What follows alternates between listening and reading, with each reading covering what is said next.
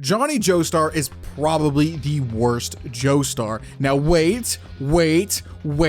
That's not what you think it means. Okay, calm down. The Steel Ball Run universe is a lot of things. A new starting point for fans trying to enter the series, a completely new redo of what the series was previously known for, and a new start for its mangaka Hirohiko Araki by transforming his older ideas with his now much later experience as a mangaka. A lot of the things that would take place in Steel Ball Run are a reimagining of older ideas. I would argue the most famous example on my channel, of course, would be Diego Brando being a better version of Dio. However, though, with Johnny Joestar, I don't think this is the case. I don't think Johnny is a reimagining of a previous character. I would actually argue that Johnny is a completely wholly new character that has never been previously written in JoJo's or has been written after JoJo's. And while he shares some similarities with previous characters, the biggest one being Jonathan, that's only a surface view look at it, as Johnny changes everything that has been done before him. With a franchise like JoJo's that symbolizes the celebration of humanity through its main characters, that being the Joestars, how can Johnny be even a part of them when he's selfish, greedy, egotistical, willing to throw away his humanity in order to achieve his goal, be anything similar to the previous Joestars that have come before him, only to end up becoming the best example of humanity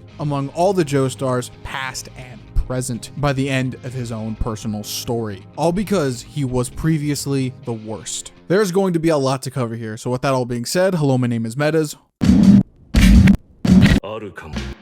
Walk with me. Now, where we need to begin is Johnny's early life. While it is similar to Jonathan's from Part 1 Phantom Blood, there are some key differences that set Johnny in a completely different path compared to him. Johnny would be born to a rich Joestar family with both mother and father and older brother this time. So immediately in comparison, he's doing better than most. However, this is where the tragedy starts to set in. George, this time around, is not a caring father who just heavily disciplines his children. George is a complete dickhead who has no concept of actual constructive parent skills. And when he disciplines Johnny about bringing his pet rat to the dinner table, it ultimately scars the young Johnny. And in his grief about having to release the rat like his father told him to, his older brother comforts him, and both of them release the rat back into the wild. However, either in a pursuit of calamity or was maliciously planned, Diego, Johnny's older brother would die in a horse accident involving a similar white rat. It's never outright confirmed to be Johnny's, but regardless, Johnny's brother dies, ultimately scarring the young Johnny for a majority of his life until the ending of the Steel Ball Run race, where he would blame himself for the death of his own brother. And of course, over the next few years, Johnny would become a pretty good horse racer, just like his brother previous. He actually would get so good, in fact,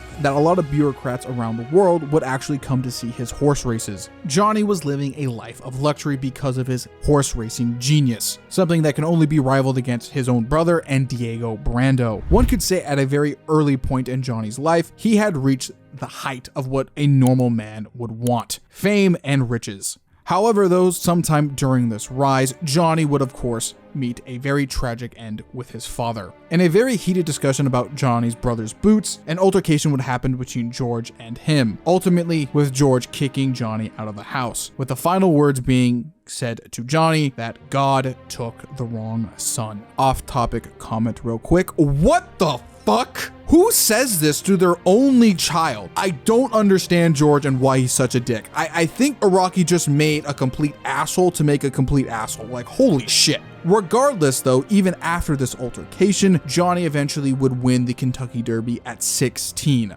While Johnny has gone through hardships through his life, he has persevered. However, that does not mean he is a good person at this time. Johnny is extremely egotistical and has qualities at this time that aren't very Joestar-like. And that would come with some very severe consequences. Because of his ego and pride, it would lead him into an altercation, cheating a man out of their spot in line, with Johnny being shot and losing the ability to walk. Shortly after, Johnny would lose his fame and fortune, with nobody around to help him at all, learning the lesson that some people would rather just be around you when you have something to offer them, and when you don't, they immediately leave. Now, taking a step back and looking at the rise and fall of Johnny at this point in his life reveals many things. And I think the biggest and obvious one is the fact that there is such a different lifestyle between Johnny and Jonathan. While they do have similarities, Johnny is just a lot more chaotic in terms of his backstory compared to Jonathan. Now, that's due to multiple multiple factors. The first one, and I think obviously the biggest one being, is the fact that Steel Ball Run goes a lot more in depth to its character's backstory and history, while Part 1 sadly doesn't do that. Not to mention, I think there's a lot more revolving factors around both circumstances of life with these characters individually. One is clearly raised to be a gentleman and proper that of an Englishman, while Johnny is, well, not really raised at all, if not never raised in a proper manner, even for a high life American. And what he does learn, regardless of parent or not, is that he becomes egotistical and selfish. A very, very clear departure of the Englishman we knew back in Part 1. But that's just parenting. Eventually, once we start to go trauma for trauma, but not really, because that would be messed up, we clearly see that both characters take it in a very different way. Jonathan becomes steadfast in his gentleman beliefs and heroism and tries his best to be the hero, while Johnny becomes regretful and lets a lot of negative emotions fester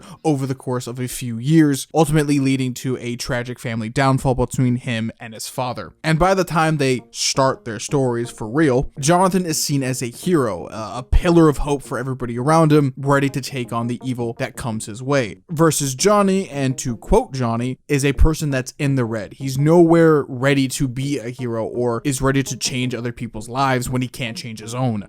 In contrast with not just Jonathan, but the rest of the Joestars, Johnny is starting off in a completely, radically different position than the rest of them. The Joestars, on average at the beginning of their stories, are ready to help people around them for the most part, either immediately or shortly after their introduction. But in this case, the Joestar with the worst upbringing is not even close to helping himself, let alone other people. So I would think by this point you understand my sentiment of how these characters, while similar, are not a reimagining. It's almost like this is a complete ultimate rework of a previous character in the attempt to represent a better humanity, a more realistic humanity. Now don't get me wrong, I think Jonathan representing this idea of being a stoic hero who will always try to do the absolute good when necessary is noble, and I do think represents a very decent portion of humanity. However, Johnny and his story and what he deals with is something much more realistic to the human condition that shows up a lot more in real life than you would think. People on a day-to-day basis deal with these negative feelings and negative thoughts constantly. Greed and selfishness is just kind of human nature. Now, you could argue whether those are good or bad depending on the scenario, but looking at Johnny in specific here, they are clearly bad. So over the course of the story, we have to overcome these things with Johnny in order to level him out with the rest of the Joestars who really don't have any of these problems, especially Jonathan, who is clearly the total opposite to that. Now, looking at the story that Johnny has to go through during SBR reminds me of a very specific quote. What is better, to be born good or to overcome your evil nature through great effort? Parthenax from Elder Scrolls V, Skyrim. Now, we could philosophically debate about this quote all day long. It's genuinely pretty interesting, at least in my opinion. It's been in my head for over a decade now, ever since hearing it as a child. And over that time, I believe that overcoming your evil nature through great effort is better than just being born pure good, at least on a case-by-case basis, and in specific here, on a story character level, I find it much more fascinating.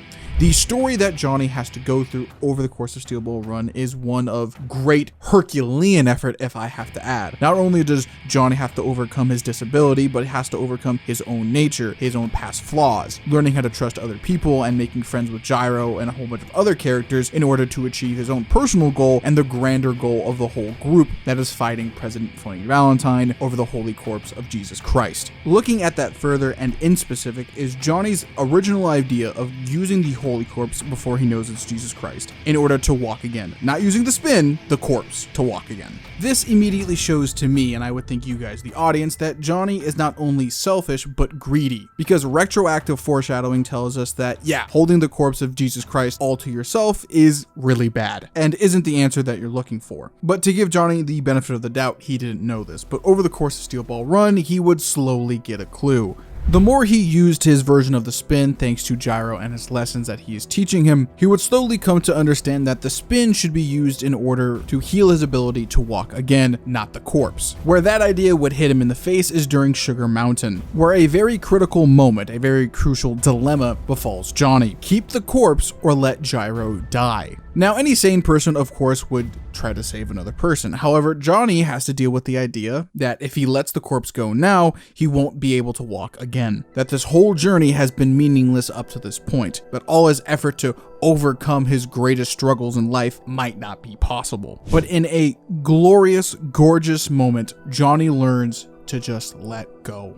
The wanting to learn to walk again is not worth the sacrifice of a best friend, a teacher, a man who's been beside you from the very start of this race, who's been here to help you this entire time, giving you critical lessons in order to better yourself and the spin, showing him that the Holy Corpse was never the answer, but the limitless power of the spin. And eventually, sometime after that, we would learn that really nothing can replace Gyro. He's far more important than the ability to walk again. I love this scene so much during Sugar Mountain because it shows where Johnny is at this current point in the race and where he switches into the Johnny that a lot of us know for the most part. The Johnny that is willing to sacrifice the Holy Corpse so it doesn't fall into the wrong hands rather than to use it for his own selfish gain. I think this late stage version of Johnny compared to the previous early stages of him where he would selfishly use his brother's boots has changed dramatically, showing that through great effort, including you and the people around you, can overcome one's own base evil desires. And with JoJo's being a celebration of humanity, I think Rocky here in specific, on a much deeper level, is trying to tell us, the audience, that what Johnny is representing here is a part of humanity that is able to overcome great things, and in some cases, great evil, natural things that occur in this world. Some of the time, that being us, spiritually and physically. However, though, after the events of Sugar Mountain, while us, the audience, can see the growth and change that Johnny has endured and overcome, on a personal level, Johnny still feels like he's in the red. And that would be the status quo for basically up until the very, very end of Steel Ball Run, only changing because of the death of Gyro Zeppeli. Now, I haven't talked a lot about Gyro in this video, only giving bits and pieces here or there, but this is where everything comes to a near grand conclusion. Over the course of the story, Gyro has been feeding Johnny a massive amount of, I wouldn't say self-help, but a lot of good advice, primarily in the forms of lessons that eventually Johnny uses to then grow as an individual. On a personal note, I think a lot of these lessons actually just kill Johnny's ego and force him to listen to other people in order to grow. Looking at lesson 4, Pay Your Respects, which is a lesson where Johnny learns how to use the golden ratio in accordance with the spin to make it stronger, it forces him to listen to, quite literally, the laws of the universe. Without this lesson, he wouldn't have achieved TUS Act 3 without the foundation of the Zeppeli's golden ratio, and got the clue that maybe the corpse parts are something that he doesn't need and he just needs to use the spin in order to walk again. Without Gyro, none of this would have been possible. Johnny would have been wheelchair ridden for the rest of his life,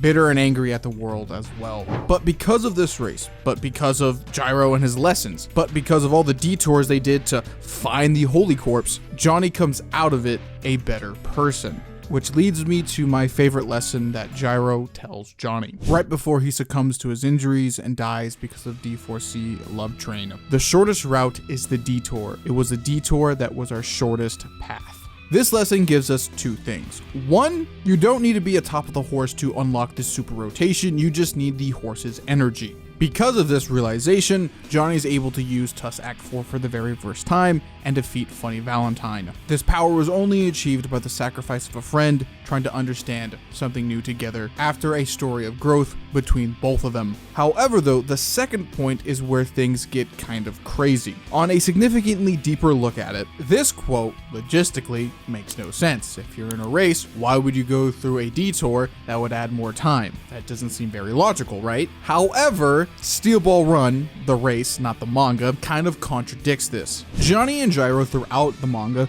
go on basically what can be amounted as side quests, looking for the Holy Corpse, while also simultaneously learning advice from each other and fighting a number of stand users, but time and again end up being the best competitors in the race, despite all these things that are surrounding them. The challenges that come both of their ways do not hold them back, they elevate both of them. And because of these challenges, they force them both in order to grow. And specifically looking at Johnny here, without the corpse parts or learning the spin, we might have not gotten the final version of the character that we see at the end of Steel Ball Run. You could say that Johnny might not have changed at all, maybe not even finished the race. I say this with confidence because, well, we do have a character who fits that example, Diego Brando. You see, Diego never actually did any detours, and the ones he did do weren't really growing him as a character, challenging his humanity even. All he did was follow the main route again and again, and while he did get powers because of it, when it came to the final battle, he was not ready and got absolutely brutalized by a much more prepared Valentine. Because Diego let his current humanity, his evil humanity, fester during the race and double down on it, it led to his eventual downfall, dragging Hot Pants with him, all for fame and power. And sure, Johnny didn't get any of that either, but what he did get was something infinitely more valuable. He gained a story of a lifetime, a friend that he will always remember, the ability to walk again through his own sheer skill, blood, sweat, and tears, the woman he would eventually marry, and the love of his father, all because he challenged his evil nature through great effort, gaining more than he ever could have dreamed.